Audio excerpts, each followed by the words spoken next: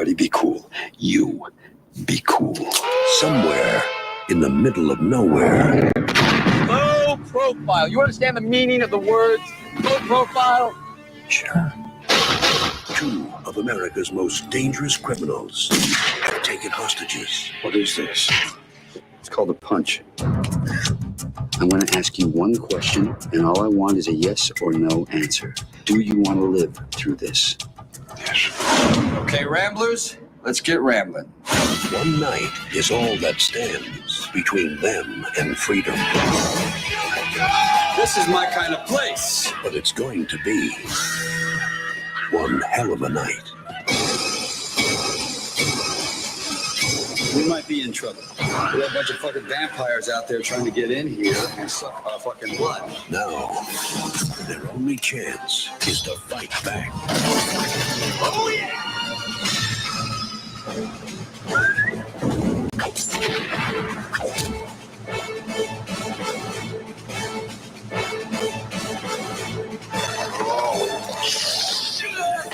Harvey Keitel, George Clooney, Quentin Tarantino, Juliette Lewis. Welcome to slavery. No thanks. I already have a wife. From dusk till dawn.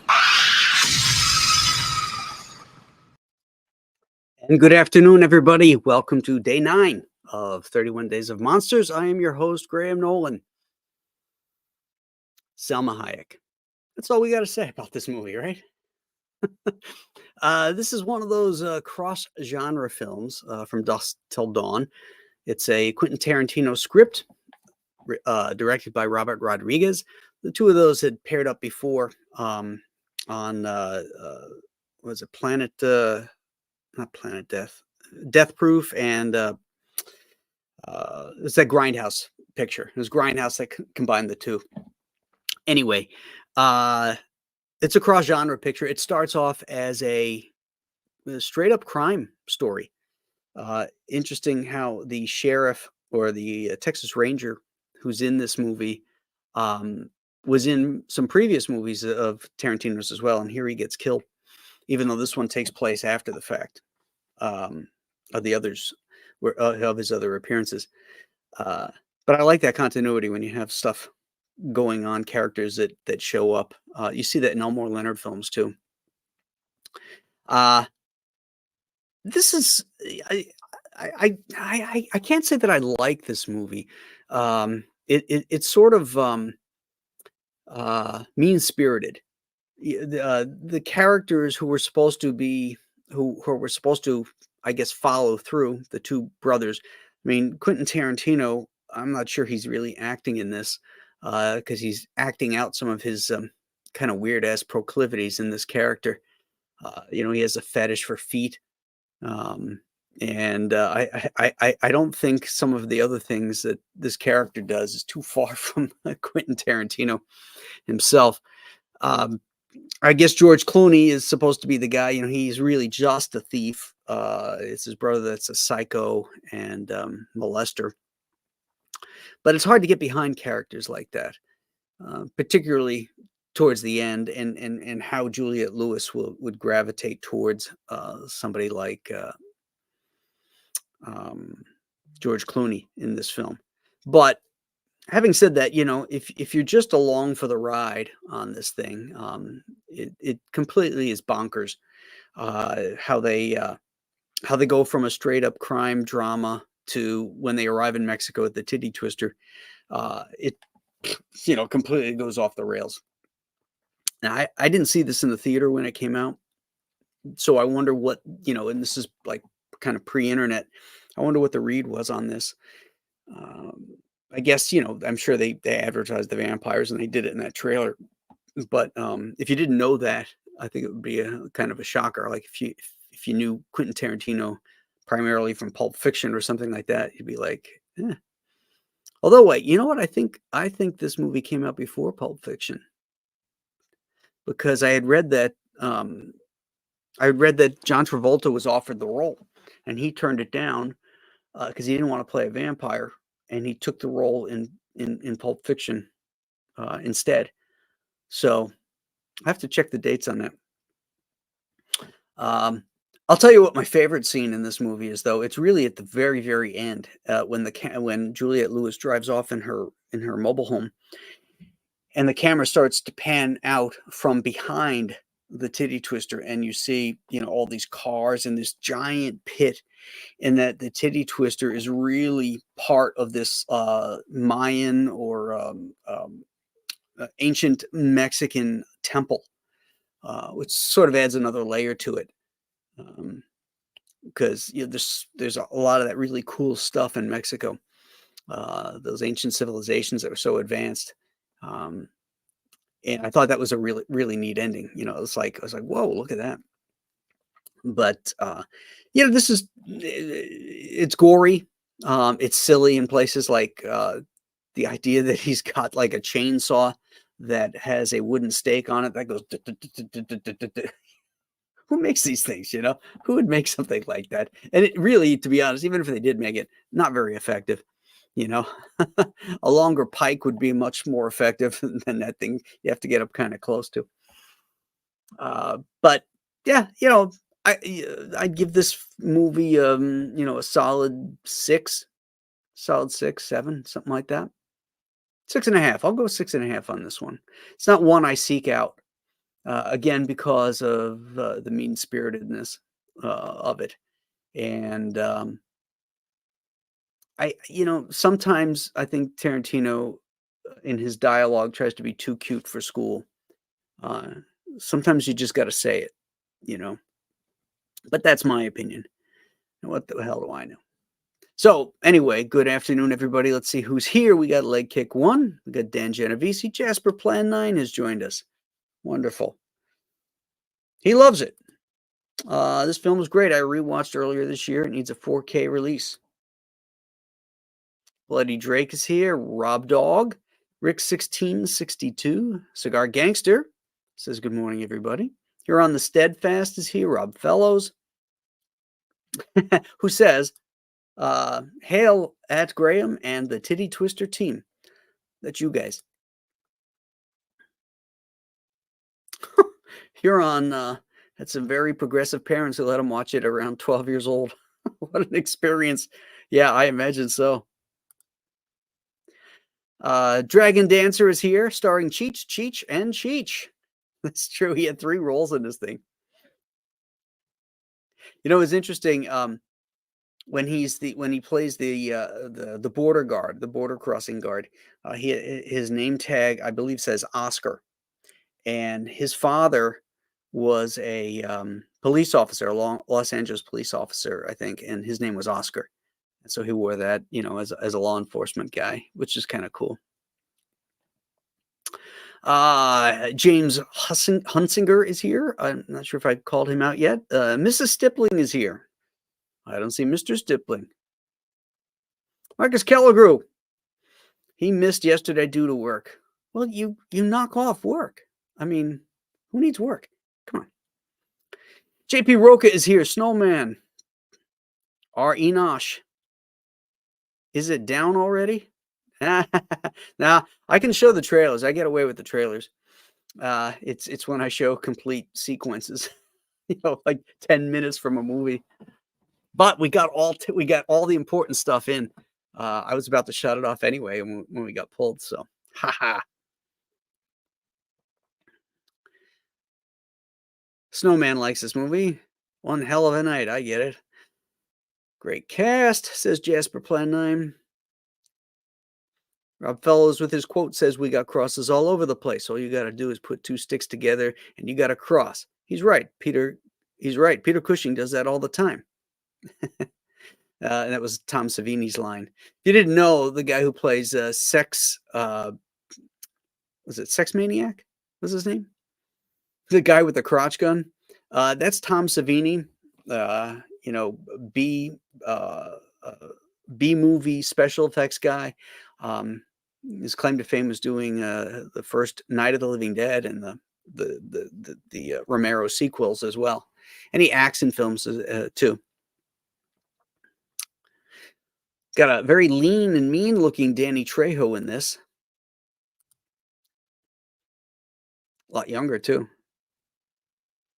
Robert Rodriguez used him again in I think he plays the grandfather in Spy Kids. I remember my daughters loved that movie when they were little. Planet Terror, that was it. Planet Terror, which was part of the Grindhouse set. Everybody's yelling at me, Planet Terror, Planet Terror. I know. No, it was Grindhouse. So the movie, it was called Grindhouse, and it had those two sequences in it, Planet Terror and Death Proof. That I did see at the theater. Jasper did not like this film years ago. Yeah, I'm not a huge fan of it, as I mentioned. Kind of goes sideways at the bar. Yeah, it does. There's some really cheesy effects in the metamorphosis type of thing. Salma Hayek dancing with the snake, not one of them.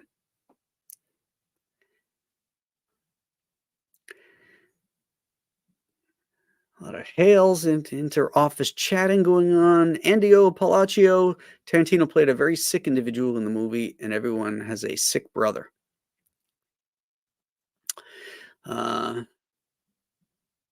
Jasper says he thinks it found its audience after it left theaters. That happens a lot. Just remember, Citizen Kane tanked at the box office.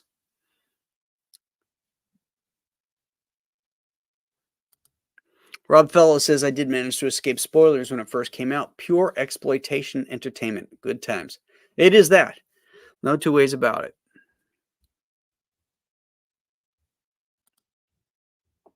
Oh, okay. Well, thanks for clearing that up, Rick. Pulp Fiction came out in 94, Dusk Till Dawn in 96. Huh. So that must be misinformation about Travolta turning it down. Unless it was in production all the way back in 93, 94. A lot of times that happens. It takes a while to get things off the ground. And maybe it took the fact that he had a success with Pulp Fiction to do that. I don't know. Snowman says, Sex Machine, the guy with the groin gun, had me laughing out loud. Yeah, it's so ridiculous. It pops up. It pops up like an erection and just starts shooting.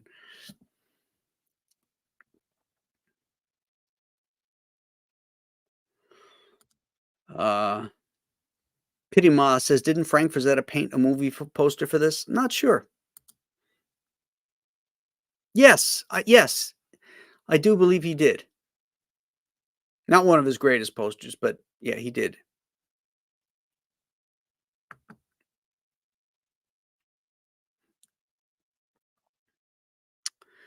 Here on the Steadfast says there's some neat lore throughout this movie.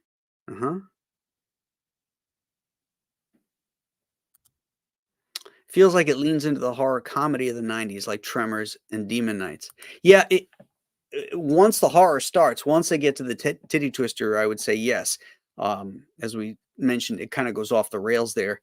But prior to that, the sequence in the gas station, sequence in the hotel when the two brothers commandeer Harvey Keitel's family and their mobile home. No, there's nothing funny about that, really. That's pretty straight up crime drama. Twisted crime drama.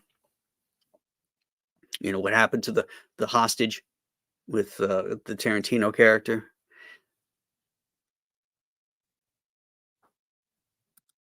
JP Roca, I don't like saying titty twister or titty titty titty. It's just that's the name of this titty movie.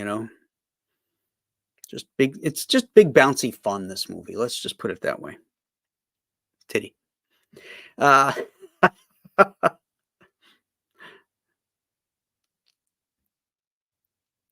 Chris Thacker enjoyed it. He says he didn't want his 2 hours back. Yeah, I mean, it's fine. It's a fun romp.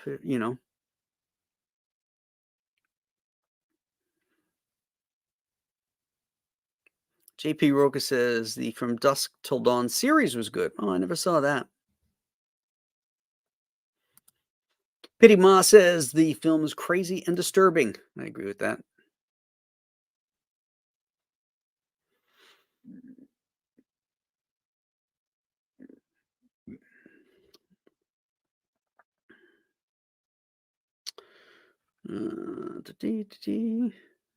Stippling Vaughn says he needs to get this on DVD. Wait for the Blu-ray. I would. If it isn't out, it's got to be out on Blu-ray. Maybe somebody had said that it needs a 4K release.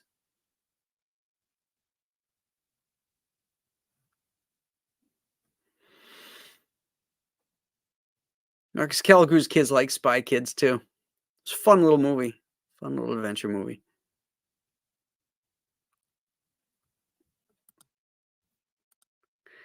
Vinzinger, a.k.a. El Otaku, a.k.a. the Weeb Pillar. Well, that's a mouthful. I'll just say Vin. He remembers Spy Kids from his childhood.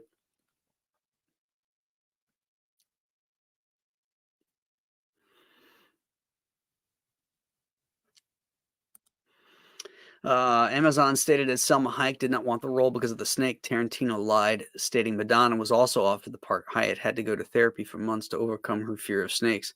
Yeah, I read that too. Yeah, she had to go in and I don't know if they used hypnotism or something to get over the fear of snakes. And there was a choreographer which she chose not to use because you couldn't choreograph what the snake was going to do. So all her dance moves up there are hers.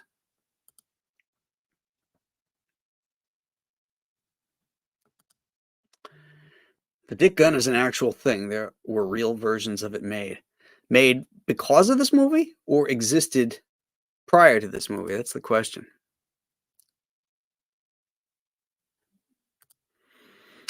Anthony Gonzalez Clark says Robert Rodriguez needs a good collaboration on his own. He is not very good. Yeah, I don't think that's wrong.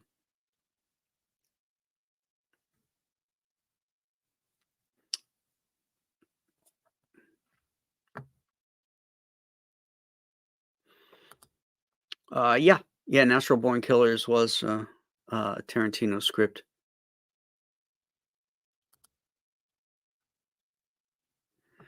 Since Anthony is in the room and Marcus Callicrew put this up, check out Joe Frankenstein 3. And go to Anthony's page on X because he's got a bunch of artwork that he's putting up all the time for it. It's looking killer, guys. It's going to be a freaking great book. You're here, you like monsters, you got to love Frankenstein, high adventure stuff. This is the book for you. Click that link, back this book, and check out Anthony's page.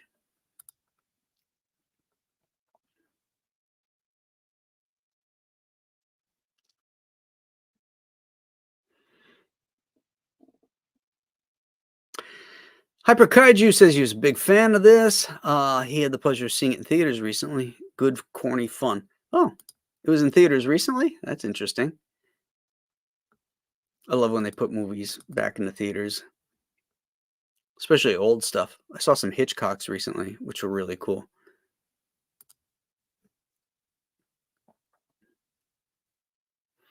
Jasper Plan 9 says they're finally releasing Nightmare on Elm Street 4K. Oh, that's a cool one.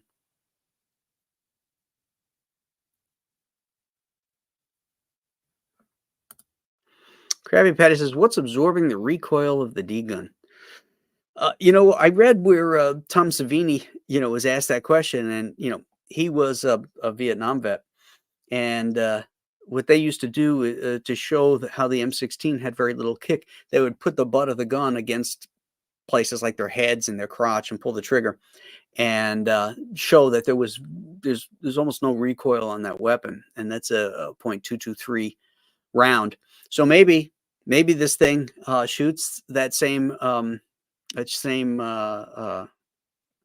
round, and there's not a lot of kick to it.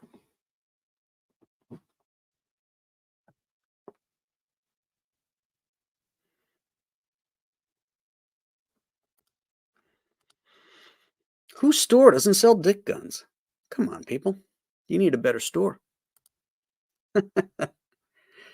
All right, gang. I think I've covered everybody. Oh, Spaceman is here. He says, hey there, Spaceman. Tomorrow, we're going to be talking about the aforementioned 10 Cloverfield Lane. So if you haven't seen that, definitely check that out. This is an excellent movie. Again, much like this one, starts off as one thing and goes off the rails, but it's a much better film, I think. So anyway, that's your homework for tonight. Check it out, and we will be seeing you tomorrow. Same bad time, same bad channel. Bye-bye, everybody.